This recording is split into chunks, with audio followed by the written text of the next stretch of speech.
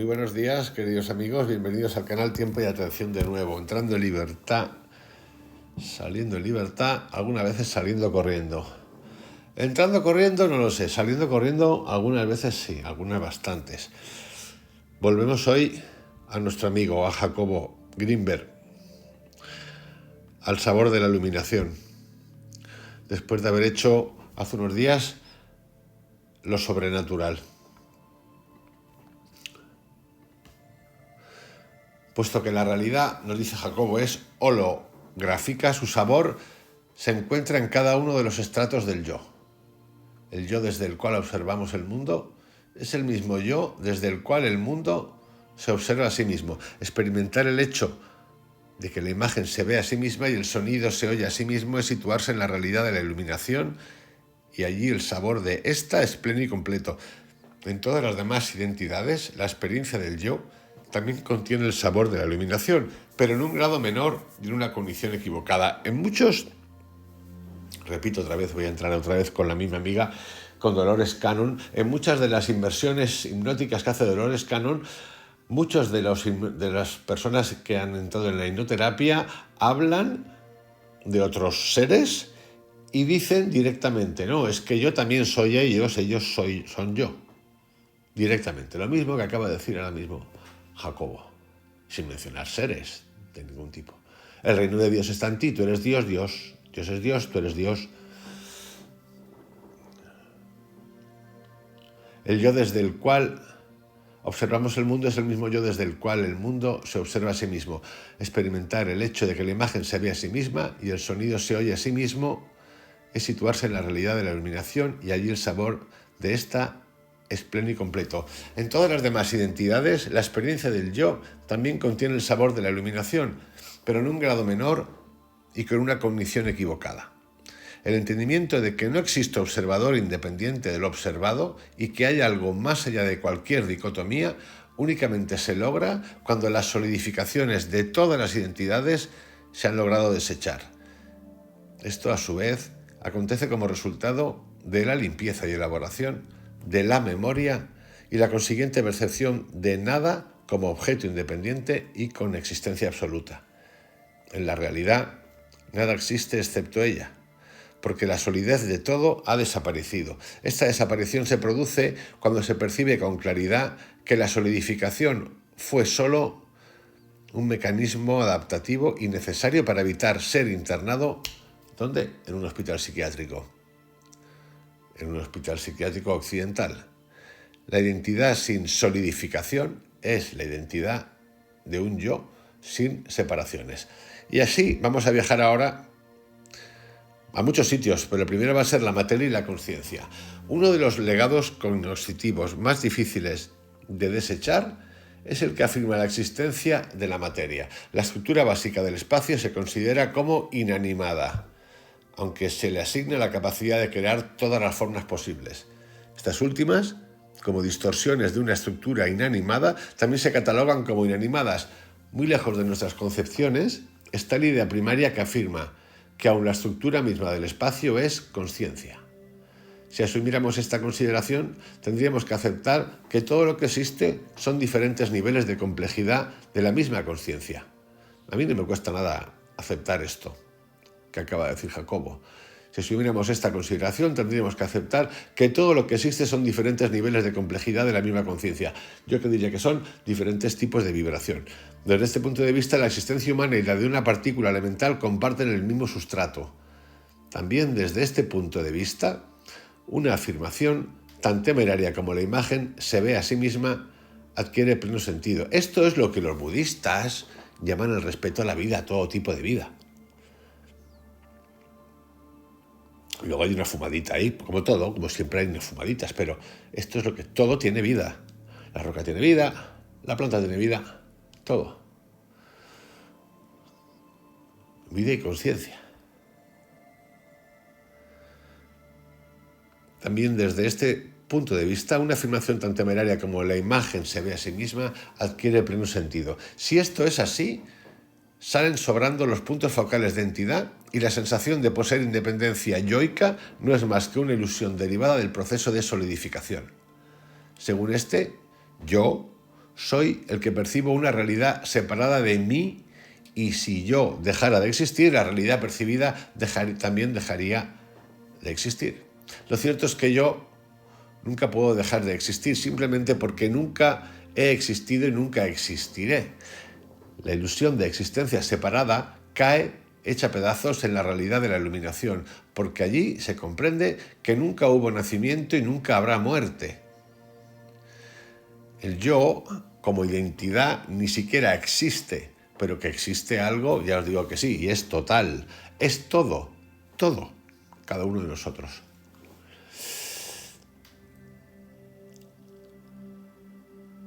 Oímos ahora lo que los iluminados de las diferentes tradiciones han dicho acerca de su experiencia de la realidad. Vamos a hacer una revisión de algunos que nos propone Jacobo, que es muy interesante. En la iluminación, la individualidad no se pierde, sino que se expande, y cada ser realizado enriquece a la realidad.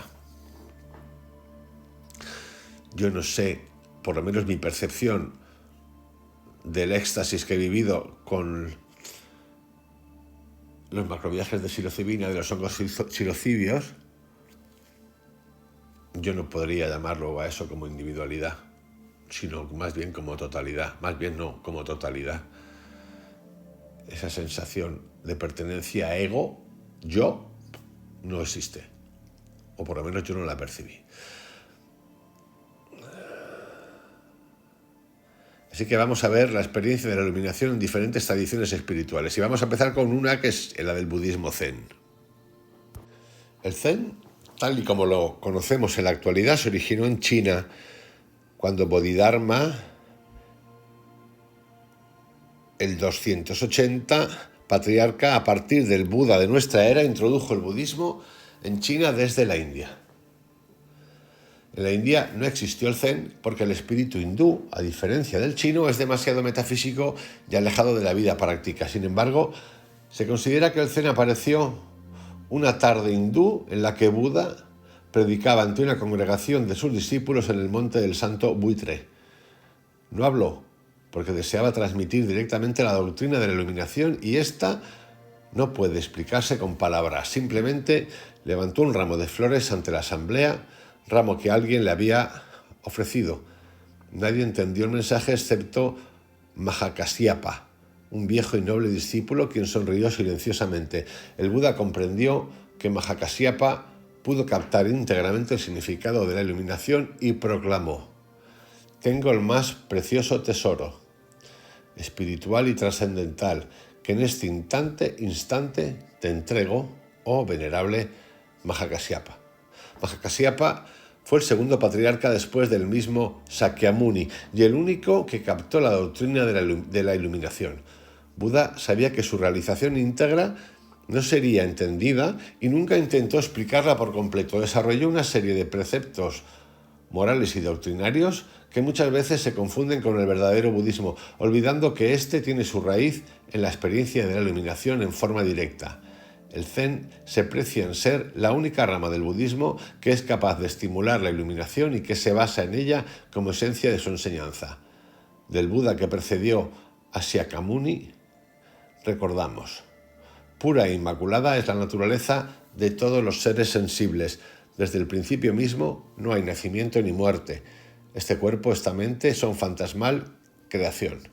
Y en la transformación fantasmal no hay pecados ni méritos. Kasyapa. Esto lo cita Dete Suzuki en un libro que se llama Buenísimo ensayo sobre el budismo zen. Este cuerpo, esta mente son fantasma creación. Parece referirse a la ilusoria solidificación de los procesos, a la confusión que ve existencias absolutas en lo que no es absoluto ni independiente. El sexto patriarca, a partir de Buda, de esta era, dijo: penetra en la verdad última de la mente y no tendrás cosas ni no cosas. Iluminados y no iluminados son lo mismo. No hay mente ni cosa. Dritaka. también en el mismo libro de Suzuki, de T. Suzuki. Penetrar en la verdad última de la mente es llegar a la naturaleza real del sí mismo. Allí no existen las estructuras cosificadas, no existe nada excepto la realidad. En la realidad se comprende que todo es iluminado o está iluminado. Hay una diferencia entre estar y es, y que el iluminado y el no iluminado son lo mismo. Todo en el Zen es paradójico para la mente lógica, pero en la iluminación la paradoja deja de serlo porque se establece una comunión con lo único que realmente existe y no es ilusorio. Acerca de mi propia actualización estos días, es verdaderamente creativa y destructiva. Juego con transformaciones milagrosas, penetrando todas las circunstancias y en donde me encuentre no tengo nada más que buscar. Las circunstancias no tengo nada más que buscar. Las circunstancias ya no son capaces de cambiarme. Si vienen estudiantes a buscarme, yo salgo para verlos. Ellos no me ven. Así me visto con toda clase de vestiduras. Los estudiantes inmediatamente empiezan a especular acerca de ellas, tomándolas como mis palabras. Todo esto es muy triste. Ciegos y rapados, hombres sin ojos, dependen de las vestiduras que uso, verdes, amarillas, rojas o blancas. Cuando me las quito y solo me pongo las vestiduras de la pureza, los estudiantes ven un reflejo y se reúnen entre ellos con gozo. Y cuando me desvisto, ellos se desilusionan y con sorpresa corren asustados y se quejan de mi desnudez. Así es que yo les digo, ¿conocen en verdad a mí, quien se viste con todas estas vestiduras? Y súbitamente ellos voltean sus caras y me reconocen. Este texto es de Rinzai Higen. En una ocasión, un gran erudito vino a hablar con un maestro zen y este lo invitó a tomar el té. Empezó a verter el líquido en una taza hasta que ésta se llenó, pero continuó vertiéndolo. El erudito, asombrado, le gritó: ¿no ves que ya está llena y se desborda? Así es, le dijo el maestro. Ya no le cabe nada. Es como tu mente, demasiado llena para que algo quepa adentro. Para entender el Zen, primero debes vaciarte. El contenido de la iluminación no puede predecirse a partir de un análisis intelectual. Esto es como la frase de mi amigo Antonio Velo: a la felicidad se llega restando. ¡Ja! El contenido de la iluminación no puede predecirse a partir de un análisis intelectual. En el Zen, primero debe ocurrir una trascendencia con respecto a la lógica lineal para poder tener algo de iluminación. Del judaísmo no voy a hablar mucho porque ya he hablado en temas anteriores de esta iluminación, pero sí del hinduismo. En los aforismos sobre el yoga de Patanjali, este recopilador describió una técnica que permite obtener un conocimiento directo con respecto a cualquier objeto. Esta técnica se denomina samyama y consiste en 3 pasos. Supongamos que deseamos conocer una flor. El primer paso del samyama sobre la flor consiste en atender a la misma concentrándose en ella. El segundo paso del samyama consiste en mantener la concentración enfocada totalmente en el objeto. Cuando esto se logra, la flor acaba por ocupar totalmente la conciencia del practicante, sin otro contenido más que ella. Es decir, yo aquí diría, eres una flor, soy una flor.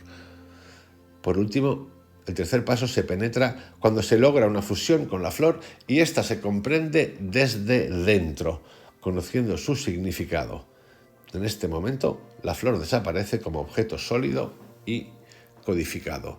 Este samadhi, en el sistema de Patanjali, cuando se aplica al propio yo, resulta en la iluminación. De la misma forma, hacer samyama sobre la realidad transforma esta en la realidad. En el pensamiento hindú se habla de la existencia de un nivel fundamental o esencial al que se tiene acceso cuando se inhiben las fluctuaciones de la mente. En las palabras de Patanjali, el yoga es impedir por el control que la sustancia o elemento fundamental que constituye la mente, chitta, tome diversas formas ritis. Durante ese tiempo, el tiempo de la concentración, el observador purusha descansa en su propio estado. Si queréis saber lo que cuenta los yogas de Patanjali, tenéis una lista completa con 5 capítulos. 4 es una primera versión individualizada y la última es completa, todos juntos. Yo, si tengo que elegir, elegiría la completa. Creo que está mejor hecha, la he hecho con más sentimiento, con más sentido, con más profundidad. Pero bueno, es una visión personal mía y no tiene nada que ver con lo que cada uno experimente escuchando. Esto hay que aprenderlo también. Su propio estado es su condición básica y natural, en contacto consigo mismo sin filtros de obstrucción. Yo soy esto se refiere solo al placer de ser, en presencia, en el soy. Si tú confías en mí, créeme cuando te digo que tú eres la visión pura que ilumina la consciencia y su infinito contenido. Date cuenta de eso y vive de acuerdo con ello. Si tú crees en mí, entonces ve a tu interior preguntando ¿qué soy yo? O focaliza tu conciencia en el yo soy, que es puro y simple. Descubre todo lo que tú no eres. Cuerpo, sentimientos, pensamientos, ideas, tiempo, espacio, ser y no ser, esto o aquello. Nada concreto o abstracto que puedas señalar, eres tú. Debes observarte a ti mismo continuamente, particularmente a tu mente, momento a momento, sin descuidar nada. Esta testificación es esencial para lograr la separación del ser y del no ser. Cuando la persona y el observador se ven como uno solo y se va uno más allá, se está en el estado supremo. Este no es perceptible porque es aquello que hace posible la percepción. Trasciende el ser y el no ser. No es ni el espejo ni la imagen del espejo. Es lo que es la realidad temporal increíblemente clara y fuerte. Este texto es de Sri Nisargadatta Maharaj. Como veis, estamos viajando por diferentes textos. Yo sé que muchos de vosotros a través de la meditación, las diferentes técnicas de meditación, incluso con respiración, con otras terapias, incluso con los hongos psilocibios, habéis experimentado esta sensación de plenitud y totalidad. Yo por lo menos conozco a 2 personas en el grupo que lo han sentido. Lo cierto es que hablando con ellos no se le puede poner nombre, no le puedo poner adjetivos, no le puedo poner... Es un ejercicio que hacemos y a veces lo he contado aquí un poquito también, pero no hay palabra, no puedo expresarlo, no sé expresarlo. Y ese no saber expresarlo es una señal, una buena señal de que la cosa pintaba bien o pinta bien o está siempre bien. La observación, vamos a otro texto, parecería ser uno de los métodos más valiosos para lograr la iluminación, pero esta última se logra cuando se va más allá del observador. Por eso, aquí hablamos todo el tiempo, y mucha gente, muchos otros, trascender las cosas, cambio de hábito, cambio de cromos, sí, no, cambio de cromos, vale, sí, pero entiendo la técnica, hago el hábito, me entreno, el paso, 2 pasos, 3 pasos, y luego, ale, arrea. Así sí, tomarlo así desvergonzadamente. Ahora estamos en la fase desvergonzada. Ale, arrea, chao. Ya está. Porque si no nos convertimos en robots. Si tenemos que depender de cualquier técnica que nos cuente cualquiera, quien sea, bueno, vamos a suponer que es bueno, estamos bien jodidos porque el mundo es mucho más que eso. Es mucho más que eso. ¿Que repitiendo se puede aprender cosas? Sí, pues hay gente... El famoso rumano este que tenemos aquí, del que he hecho un vídeo, que estuvo recitando un mantra durante 20 años y le llegó el pepinazo. Fascinante el elemento. Pero también he oído gente que ha meditado 30 años, 40 años y que dice que tururú trompeta. Y también he oído gente que meditaba y hizo el viaje de psilocibina en los años 50-60, en este caso es Timothy Leary, o Leary, y que dijo... Joder, no haber probado esto hace 30 años, todo lo que me hubiese ahorrado, por ejemplo. Y así es. Hay gente que toma la psilocibina y se cree que es especial y que lo entiende todo y que los demás somos unos burros. O que cree que el comunismo o el liberalismo es lo mejor perfecto y que los demás son tontos de lava. Sí. Hay gurús que eran supernacionalistas, de los más grandes que ha habido. Nacionalistas. Y esto pasa. Sí pasa, esa es la realidad. Entonces, trascender todo, amigos, trascender todo.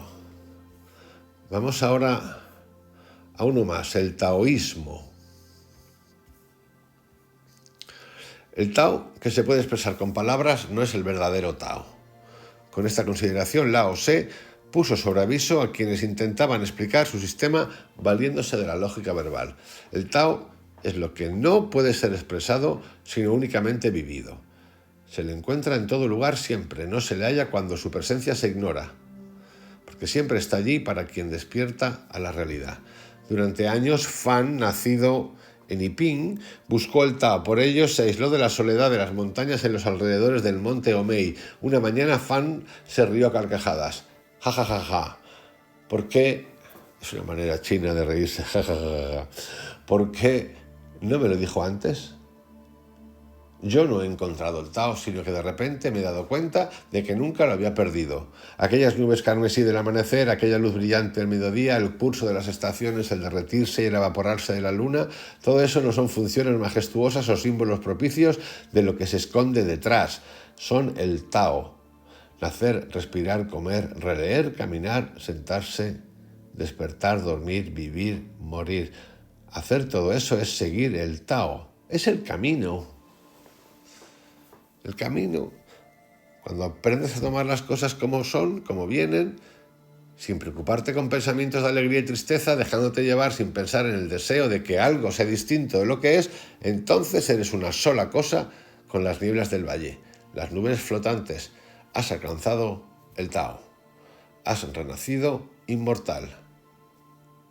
Es una broma pasarse años buscando lo que nunca se perdió. Yo diría que es una broma hasta de mal gusto. Vamos a uno interesante también, al cristianismo.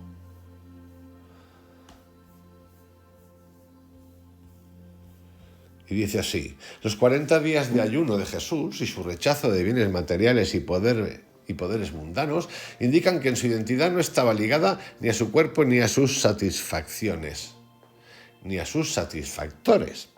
La forma en la que manejó su dolor corporal, conservando el amor a su prójimo, señalan que su conciencia estaba situada en la realidad.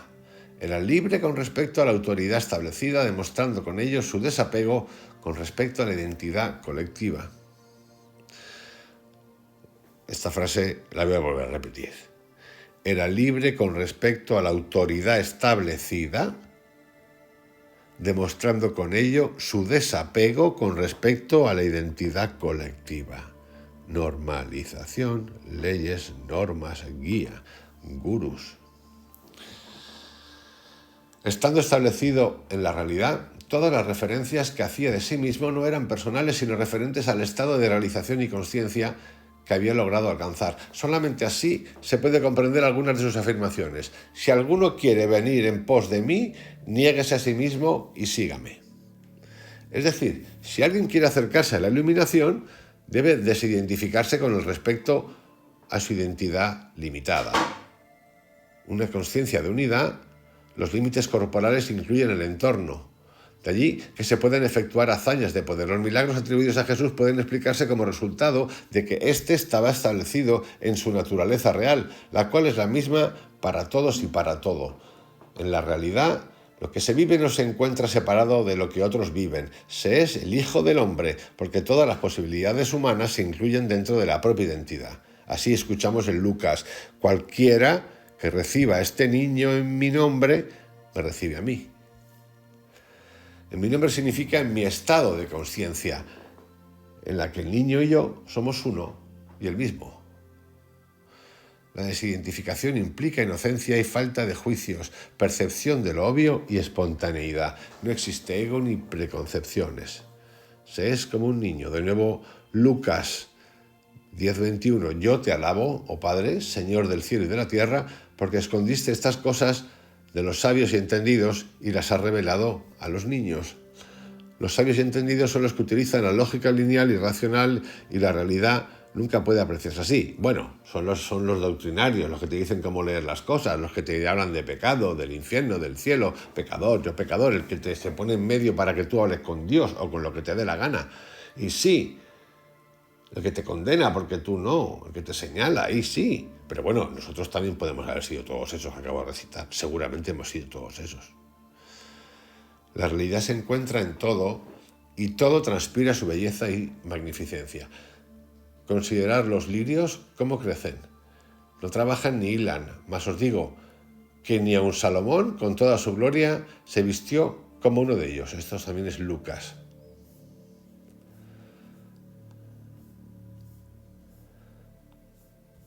También tenemos el chamanismo mexicano, en este viaje que estamos haciendo, acerca de qué es eso de la iluminación. La omnisciencia es una de las cualidades más apreciadas en el chamanismo mexicano. Don Panchito de Tigualactún la poseía en su grado extraordinario. Todo lo que sucedía acontecía dentro de su mente y él observaba. La aparición de un sonido era percibida por él paso a paso y nada existía en el exterior.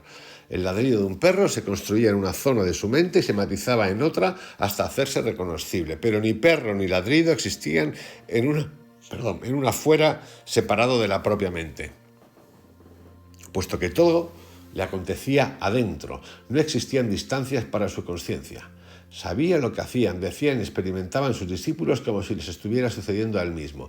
Las hazañas quirúrgicas de Pachita, en las cuales la materialización de órganos y los trasplantes de los mismos formaban parte de su vida cotidiana, no pueden explicarse al menos de considerar que esta chamana nahuala estaba localizada en la unidad y que su cuerpo abarcaba al de sus pacientes. En el cuerpo orgánico, una orden de movimiento de un brazo es seguida por el acto de una concatenación natural. Cuando el cuerpo se expande, las cosas obedecen las órdenes, porque han dejado de ser cosas para convertirse en partes del propio cuerpo. Para don Juan Matus, la percepción se explica como resultado de la alienación de dos bandas de emanaciones conscientes, comandadas por un punto de encaje. La iluminación acontece cuando el chamán es capaz de alienar simultáneamente todas las bandas, manteniendo la conciencia de ser durante esta expansión. Alinear todas las bandas implica alcanzar la unidad de todas las realidades posibles. Don Rodolfo de Jalapa afirma que el verdadero chamán es aquel que ha logrado amar a todos igual que a sí mismo, no haciendo distinción alguna en su labor de ayuda y curación al prójimo. Repito esto fantástico. Don Rodolfo de Jalapa afirma que el verdadero chamán es aquel que ha logrado amar a todos igual que a sí mismo, no haciendo distinción alguna en su labor de ayuda y curación al prójimo. Don Lucio de Morelos logró establecer contacto con un nivel de la realidad en el cual todos son hermanos, en ausencia de celos, envidias o competencias. A partir de su experiencia, todo aquel ser necesitado de su ayuda la recibe, aun cuando ello signifique un sacrificio personal. El chamán está abierto para vivenciar niveles no ordinarios de la realidad y servir como puente de unión entre aquellos y la realidad cotidiana. Por ello, es un experto para penetrar en estados de éxtasis, de los cuales extrae su sabiduría. En fin, queridos amigos, paramos aquí, tomamos un respiro, de cuántas cosas hay por aprender, de cuántas cosas hay distintas, que todas tirando hacia un mismo lugar, de esa entrar en libertad, salir en libertad. Uno puede ver lo que pueda ver, uno lo ve como lo ve. Normalmente esto depende de su cultura es el lugar en el que ha nacido, donde ha vivido, estas cosas. Todo es aceptable, por supuesto, sin ninguna duda. Todo lo que nos permite la libertad, que no nos quieran atar. Os envío un abrazo, que tengáis un excelente día. El próximo día vamos a viajar de nuevo con Jacobo a un tema, al budismo y a la luz. Luz y budismo. Psicofisiología. Que tengáis un día excelente. Mañana más.